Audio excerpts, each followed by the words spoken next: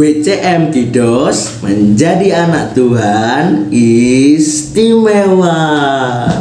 Halo adik-adik, gimana kabarnya? Pasti istimewa ya? Ya, puji Tuhan kalau kabarnya adik-adik istimewa. Nah, adik-adik, pada hari ini kita akan melanjutkan untuk belajar kebenaran firman Tuhan di hari yang spesial ya, dalam rangkaian Natal ini, dalam spesial Natal. Nah, adik-adik, tadi adik-adik sudah mendengarkan pujian ya dari NP42 Palungan di Kandang.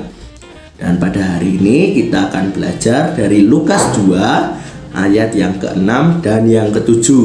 Nah, Mas Dama akan membacakannya untuk adik-adik. Tapi adik-adik di rumah juga membuka kitab ya dan menyimaknya. Yuk mari kita bersama-sama membaca kebenaran firman Tuhan. Lukas 2 ayat 6 dan yang ke-7. Ketika mereka di situ, tibalah waktunya bagi Maria untuk bersalin, dan ia melahirkan seorang anak laki-laki, anaknya yang sulung. Lalu dibungkusnya dengan kain lampin dan dibaringkannya di dalam palungan, karena tidak ada tempat bagi mereka di rumah penginapan.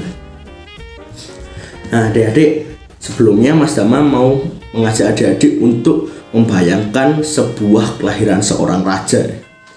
Nah, kalau sebuah film itu ya biasanya menceritakan kalau kelahiran seorang raja itu biasanya di mana?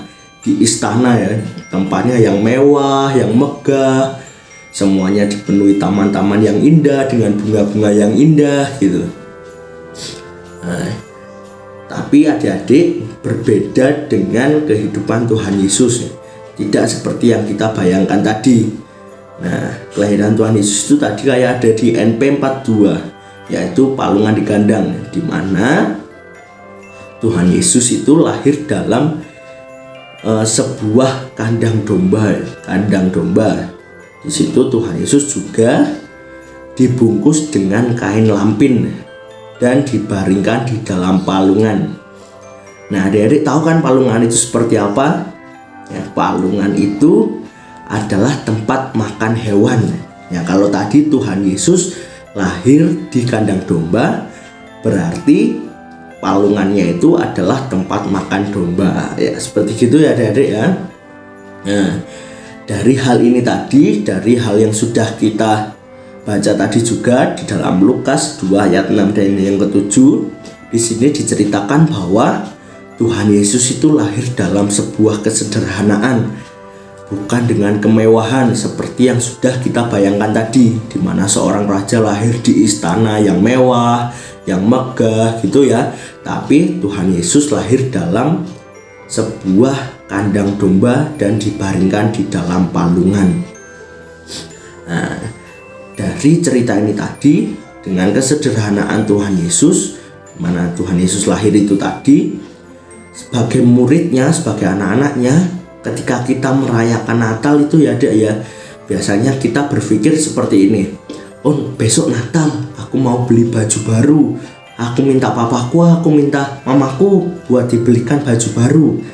Nah, adik-adik, sebenarnya itu bukan hal yang kita utamakan ya dalam menyambut kelahiran Tuhan Yesus.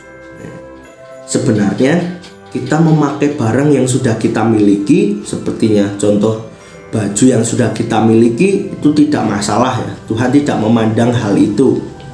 Yang Tuhan pandang ketika kita menyambut kelahirannya adalah hati kita yang bersuka cita dan hati kita yang bersyukur akan kelahiran Tuhan Yesus di dunia ini.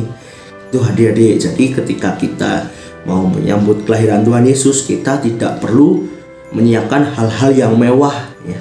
Baju yang mewah, acara yang mewah, itu boleh kita lakukan, tapi itu bukan hal yang wajib atau hal yang diinginkan Tuhan ya. Yang diinginkan Tuhan adalah hati kita yang bersukacita dan hati kita yang bersyukur karena kelahiran Tuhan Yesus.